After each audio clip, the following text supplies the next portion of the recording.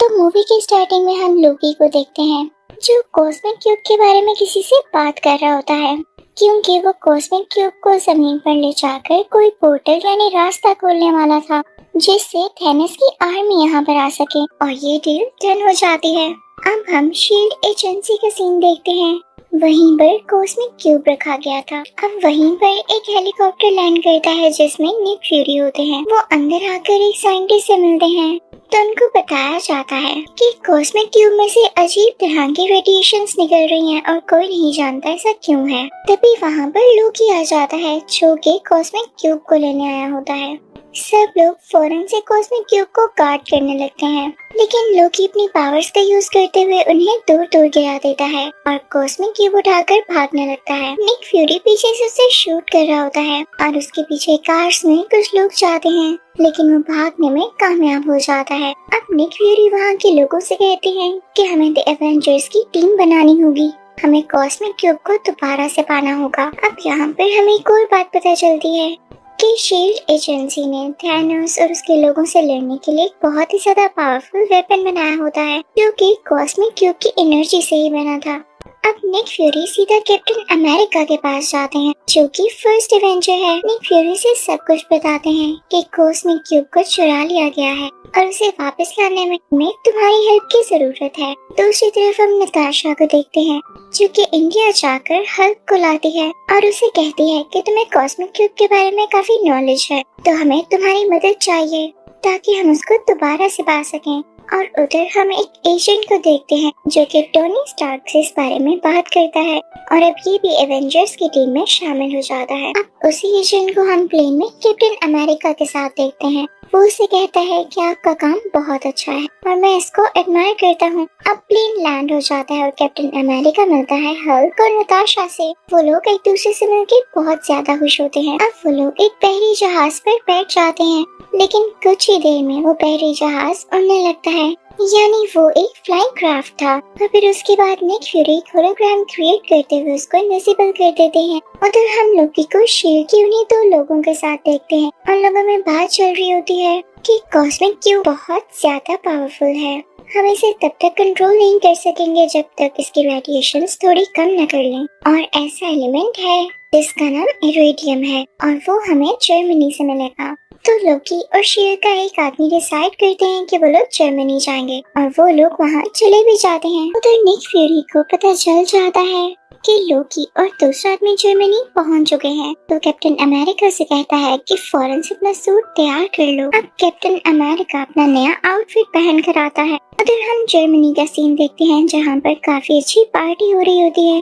वहाँ के कमांडर भी होते हैं। तो तभी वहाँ पर एंट्री होती है लोकी की, जो अपनी स्टिक से सबको मारता जाता है और कमांडर को गले से पकड़ते हुए जगह पर लेटाता है और उसकी आंख का होलोग्राम स्कैन करता है और उसे अपने साथी तक भेज देता है। और ऐसा उसने इसलिए किया ताकि कमांडर की आंख को स्कैन करते हुए उसका साथी इरेडियम को हासिल कर ले। उसका साथी जल्दी ऐसा कर लेता है, वहाँ से चला जाता है, लेकिन लोकी इधर ही होता है क्योंकि वो चाहता था कि वो सब लोगों के सामने अपनी पावर दिखाए और सब लोग उसे स्ट्रॉन्ग समझें और उसके बाद वो इन पर रूल कर सके। लोकी उन सब से कहता है कि मेरे सामने झुक जाओ, लेकिन तभी क्राउड में से एक बूढ़ा आदमी बोलता है कि हम तुम्हारे सामने कभी भी नहीं झुकेंगे। तो लोकी अपनी मैजिक स्टिक से कुछ एनर्जी निकालता है और उस पर फेंकता है, लेकिन इससे पहले कि वो उस बूढ़े आदमी को टच होती और वो मारा जाता, कैप्टन अमेरिका वहाँ पर पहुंचकर अपनी शील्ड आगे कर देता है, जिससे वो बूढ़ा आदमी बच जाता है।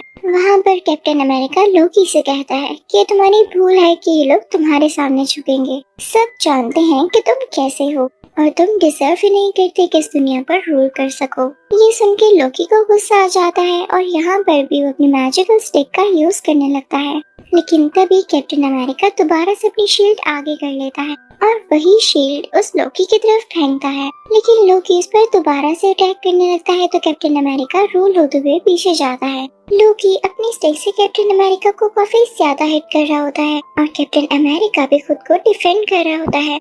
तभी वहाँ पर एंट्री होती है आयरन मैन की, जिसको देखकर लोकी घबरा जाता है कि अब तो ये दो लोग हैं और मैं इनसे कैसे लड़ूंगा। तो वो फौरन से उनके साथ जाने के लिए तैयार हो जाता है। अब ये दोनों लोकी को अपने साथ ले जाते हैं। अभी आयरन मैन अपने कुछ लोगों के साथ बातें कर ही रहा होता है कि ये लोग यानी लोकी और उसके साथी जर्मनी इसलिए आए थे ताकि इरिडियम को पा सके, क्योंकि कॉस्मिक क्यूब को कंट्रोल करना इतनी आसान बात नहीं है।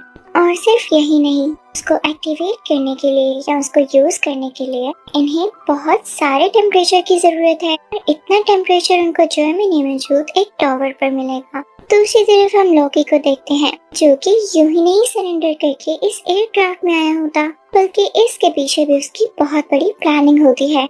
वो इनफैक्ट इनकी एयरक्राफ्ट को डिस्ट्रॉय करने आया था ताकि एवेंजर्स के हाथ में कुछ भी ना रहे और वो यहाँ से सेफली एस्केप कर जाए। वो अपने साथी को ऑर्डर्स देता है, वो भी अपने साथियों को लेके इस एयरक्राफ्ट के पास एक और प्लेन में आ जाता है और फिर इस एयरक्राफ्ट के इंजन में एरो मारता है, जिससे उसमें आग लगने लगती है। इसकी वजह से पूरा का पूरा एयरक्राफ्ट नीचे गिरने लगता है, लेकिन आयरन मैन जाकर उस इंजन को संभालता है और उसे दोबारा से ऊपर करने की कोशिश करता है, जो कि बहुत हार्ड काम था। अब लोकी के साथ ही उस जगह जाते हैं जहाँ पर लोकी कैद था। उसका दरवाजा खोलकर उसे फ्री करवाने लगते हैं कि तभी वहाँ पर थोर आ जाता है। अब थोर उसी दरवाजे को तोड़ता हुआ अंदर जाता है, लेकिन लोकी फौरन से वहाँ पर आ जाता है और खुद बाहर निकलते हुए थोर को अंदर ही बंद कर देता है। इस बात का पता जब एजेंट को चलता है तो वही एडवांस वेपन निकालते हैं जो उन्होंने कॉस्मिक क्यूब की एनर्जी से बनाया होता है, और उससे वो लोकी की तरफ शूट करने ही वाले होते हैं कि तभी उनसे पहले लोकी उनके पीछे आ जाता है और पीछे से अपनी मैजिकल स्टिक उनके आर पार करते हुए उनको काफी जख्मी कर देता है।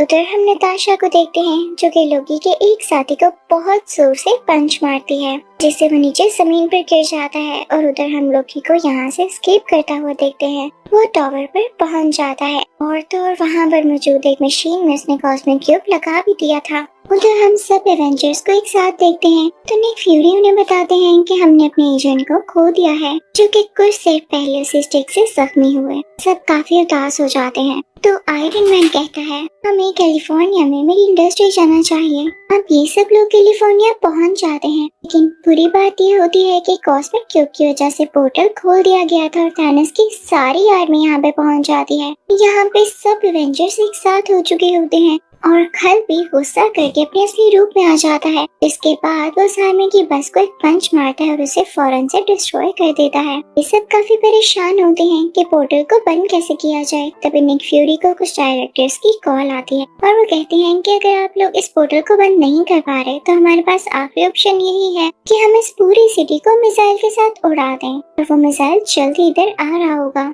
आप लोग अपनी जान बचा के रखिएगा। निक फ्यूरी ये बात आयरन मैन को बताते हैं। हमारे पास सिर्फ 2.5 मिनट्स हैं, यानी 2.5 मिनट है। इसी में या तो हमें पोर्टल को बंद करना होगा या उसके बाद मिसाइल आने पर उसे रोकना होगा। नताशा काफी घबरा जाती है और लोकी की मैजिकल स्टिक लेकर उस पोर्टल के पास पहुंचती है और उसमें से काफी सारी एनर्जी निकालते हुए उस पोर्टल को बंद करने की कोशिश करती है। लेकिन तभी आयरन मैन उसे कहता है कि रुको, मेरे पास एक और आइडिया है। मेरे पास भी एक मिसाइल है जिसे मैं उस जगह पर फेंकूंगा जहाँ पर थैनोस के लोग हैं, और वो मिसाइल लेकर उस जगह पहुँच ही जाता है और उस जगह को डिस्ट्रॉय कर देता है। लेकिन काफी टाइम हो जाता है, वो वहाँ से नहीं लौटता। तो कैप्टन अमेरिका नताशा से कहता है कि हमारे पास और टाइम नहीं है, हमें पोर्टल बंद करना होगा वरना हम सब भी डिस्ट्रॉय हो जाएंगे, मारे जाएंगे। नताशा उस पोर्टल को बंद करने लगती है। आयरन मैन भी उसी पोर्टल में था। वो सब काफी दुखी थे क्योंकि ये नहीं जानते थे कि अब आगे क्या होने वाला है। पोर्टल को बंद न किया तो इन पर मिसाइल गिरा दिया जाएगा, अगर पोर्टल को बंद कर दिया तो आयरन मैन अंदर ही रह जाएगा। लेकिन तभी उस पोर्टल में से आयरन मैन नीचे की तरफ आता है,